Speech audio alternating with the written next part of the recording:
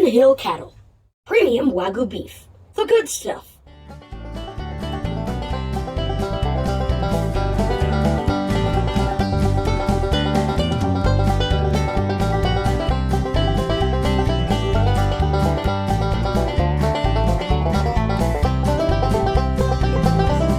Wagyu Jason here. We're at the Nines Hotel inside the Urban Farmer restaurant. Such a great place. They do amazing things here with not only our beef, but with vegetables and produce and all kinds of local purveyors. We're gonna meet with Chef Matt to see what's going on in the kitchen. So would you look at this? We're in a room that's dedicated to just pickled fruits and vegetables. How cool is this place? It's all pickled fruits and vegetables. So one more really cool thing about this entire relationship was I wanted to make sure that we were using the entire animal in the process of farm to fork. Chef Matt came up with, hey Jason, can we make candles with the tallow? Of course we can. So Urban Farmer makes tallow candles as well as tallow soap within the Nines Hotel. This is just an incredible relationship and it's an experience you should definitely check out.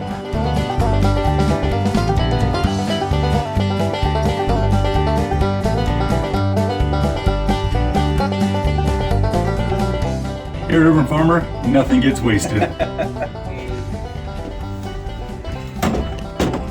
So we grow shiitake mushrooms in the dining room, and then we take the stems and we ferment them for about a week.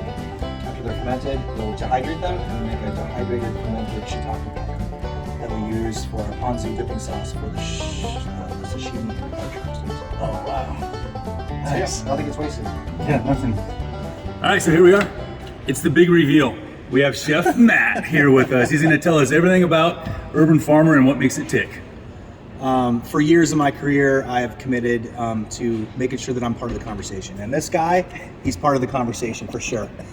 He's willing to work with me on breeding and feeding and making sure I got the best product available to me. That's super important. Our guests love it. That's also a very big priority, is making sure that people want to come back. Having the best products is part of that. Masonhill has been a great partner. They've helped us develop our candle program, our beef tallow program for soap. We have a whole in-house butchering program. You'll see that. Our team is going to take this thing apart. We turn it into all kinds of great stuff. Sometimes it's classic butcher cuts you're going to find in your local grocer, and sometimes it's stuff that you just can only make yourself. And that's why we love you, because you open up new possibilities for us and for everybody watching. So let's go see what's going on in the kitchen.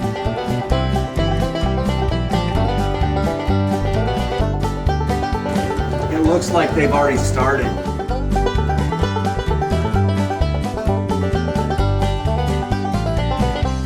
Oh, look at that! Look at the marbling on this.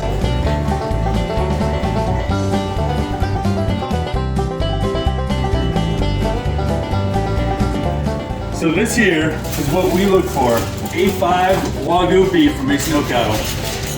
Got the skirt steak out, planning on doing a tomahawk ribs, which just means we're gonna clean off all these individual rib bones, leave them attached to the protein itself, so that for presentation wise, it's gonna be a nice long bone presented at the table. Look like you're a king. Look like you're a kid with a lollipop. Yeah, a big kid with a lollipop, yep, that too. So that's your skirt steak, and that came from the inside rib area. Yep, that's right. Yep. Tacos and tacos and tacos. What do you say? I like it just marinated and just quick grilled. I think it's good like that too. Yeah. You just have to make sure to cut it against the grain, right, for the tenderness. Right. I think it's a really versatile meat. I think it's really good on sandwiches. Yeah. Let's talk about the grain real quick. So you're looking at the grain that goes this way. Yeah. So your knife is going to go this way across it, right? That's right. When we say grain, it's kind of like wood. You know, you can see these lines. You can see them in any part of the muscle tissue. Those are individual muscle fibers that hold all the muscle together. And so you want to loosen them by cutting against the way that they run. Nice. Good information. Thank you. Yeah. What do you got here, Chef? So this is all that fat. And because of the pure blood pedigree from Masonhill, this has super high omega-3 fatty acids, meaning a couple things. A, it's better for you because of that, and B, it melts very low temperature, so you can feel it melting in your hand, which makes it great for making things like beef tallow to fry your French fries in, making things like soap or candles, all the randomness that we use it for. All kinds of great stuff. Some of it's really great for emulsifying into sausages, things like that too.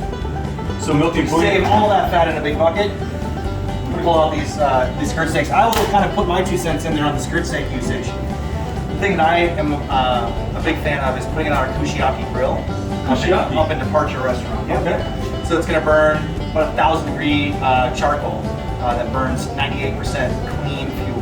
So there's nothing but carbon. So great flavor. You get nothing but the char of the meat rather than the smoke from the wood. Nice. So one thing I want to point out real quick. All of our beef that we process and sell online to restaurants, it's all got to go through a USDA facility. I have a great example of what a USDA approved stamp looks like right here. This is actually what shows that the USDA approved the process of this beef to go to a restaurant and or for resale. It is actually, a lot of times it's just blueberry extract. So if you do get some of that on a steak or something like that, it's not going to change anything, but it's the best way to use a food compound to be able to make a mark. So what are we working on here? I'm just removing these little feather bones on the back of the rib, taking the skirt out. So what we're going to do is we're going to really minimally process this piece. We're just going to get a little bit of the stuff off of it, then we're going to make a stock with those bones, right? We'll roast them up, nice and caramelized, nice and beautiful raw.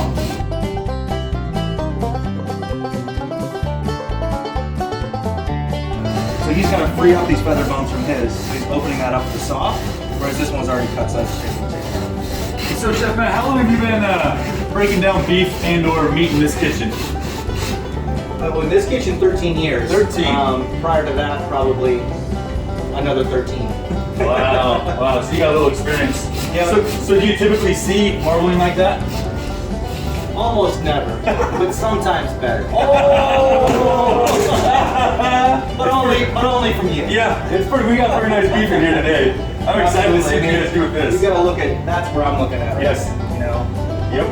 That's the beautiful thing. The other thing we can do with this is we take this off, is we may not get to this far today, but we can block this off and freeze it and shave it super thin for like a little shabu-shabu in a broth, or you can do it raw.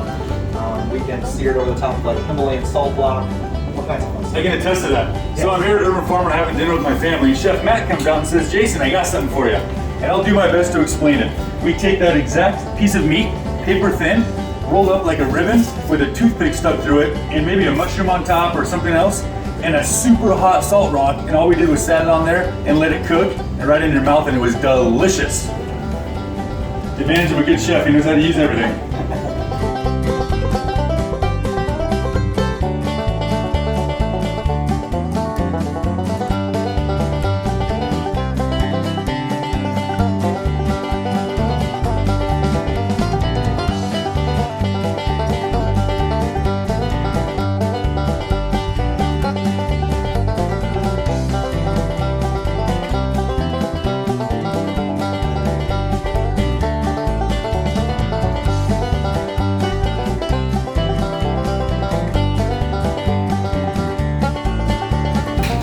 So here we are with some more of the actual carcass of the animal. What we saw over there was the ribeyes essentially and the tomahawk steaks and all that. We've actually got ourselves a hind quarter here, which we'll do rounds and all kinds of fancy stuff out of. We've got ourselves the New York right here. And then we've got some other miscellaneous cuts that they'll break down for us. So between this and what you saw over there is virtually an entire half of a cow. So pretty special moment here.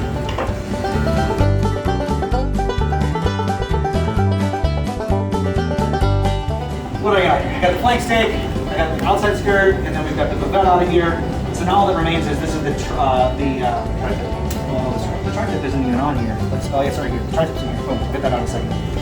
So we'll have the tri-tip, we'll take that out next. And then we have the sirloin, regular sirloin, top cap of the sirloin, and then later on we'll go up to the bandsaw later and we'll cut this down here. We'll have a bone in New York with roast. Alright, so that's where the New York will start. We'll take this up on the bandsaw and trim it down, and we'll put this on the dry aging rack as well. Somebody with a little bit more accuracy than me will come back and take out all this beautiful meat I left on the bone. So, oops. So that's my butcher waste that should have been on here that I left on there today. So, the cool thing about doing this is every time you do it, you learn a little bit of something. You remember the roadmap that you forgot last time. Figure out which better cut you can get. You trim it nicer. You analyze what the fat is like, how the marbling is. It's not necessarily the same every time. Also, you can not do tomahawks, so we can do bone-in ribeyes, we can do bone-in short ribs, we can do flank and short ribs, we do, then you have to be bone-in, bone-out. We could dry it, we could not dry it, we could cut it into little block pavés, we could cut it thin and do, like, just kiss it on one side. Right. There's so many options because this product is so nice. So I want to show something. So if we can get a shot over here with this guy on that, and then this, if you turn that one sideways, this one. So what I want to point out is this is your ribeye. So when we're going through and we're grading a beef, anywhere from prime or select or choice, ours are going to be above prime. But something like this ribeye is when we look at the fat to meat ratio, and you can see this is already warmed up from the processing, so it's starting to melt a little bit, and it doesn't look quite as fine as it will when you receive it somewhere else. If we look over here at the New York, so you can see the marbling on those are fantastic. Now, if somebody wanted to know, can I have an A5 sirloin? That's what this would be. So even though the marbling is not quite the same, it's all based on the grading of the ribeye itself, and it carries through the whole carcass. And so that's why this one might not look as well marbled, but this is incredibly well marbled for an A5 Wagyu beef, which is what would be classified from the ribeye itself. So that's a pretty good display of all the major cuts.